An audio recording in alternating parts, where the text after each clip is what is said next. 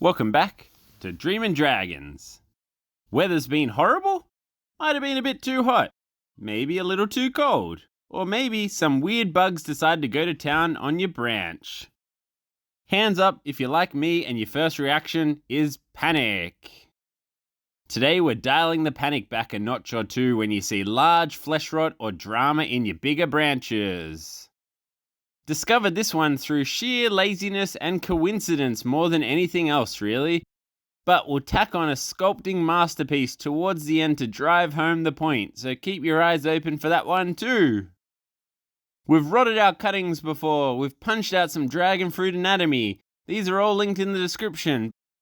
But today we're covering my 2 tactics for surviving major flesh rot. I'm a simple guy. Very much prefer not having to do anything at all. And that's exactly what our first technique involves. When it comes to survival of our plant, quick recap. From the dirt to the tip of our branches, we have the main woody core or cambium through the center. Essentially the lifeblood of the plant. And then smaller cores that run out to each of the nodes or spikes. As long as our core remains intact and healthy, so will our plant. Similar to our body's circulatory system. Cut or compromise our arteries and you're in all kinds of trouble. I discovered mainly through accident that with a strong solid branch or segment of our plant, that if you develop a section of rot, whether that be at soil level, mid-vertical component, or even at the side of a graft, there's a pretty good chance that your plant's going to be alright, especially if conditions are favourable. Here's some examples of this in action. Rotting at base level, left unattended and calloused up.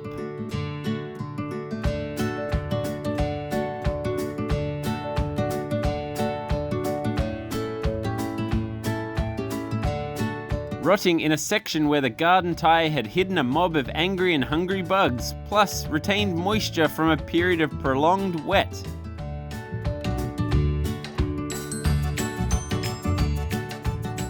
And a graft as the branches grew out stressed the neighbouring areas, causing some rot.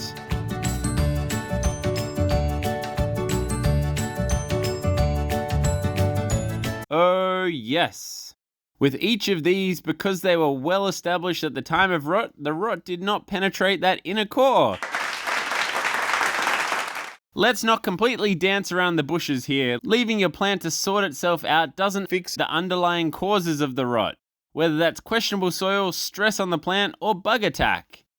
And there's no telling how global the rot will spread, whether that be up the branch or to a neighbouring or touching branch. This can be of particular concern, especially at ground level, where there's also the risk of rot infecting the roots, which is a whole problem in itself, but would love to hear if you've experienced the same beauty of our plant patching itself up. I guess what I'm getting at here is that just because you're late to the party in noticing some rot, doesn't mean your plant's going to be crumbling to its knees. Nice. If you're late to the party but want to be a little more cautious, or maybe proactive's a better word, you can bust out a clean, sharp knife and cut off the infection before it has the chance of spreading. Once again, as long as that main woody core remains intact, golden. Cut medially to the rot and give your knife a clean between every cut. The smoother, cleaner and crisper the cut, the better.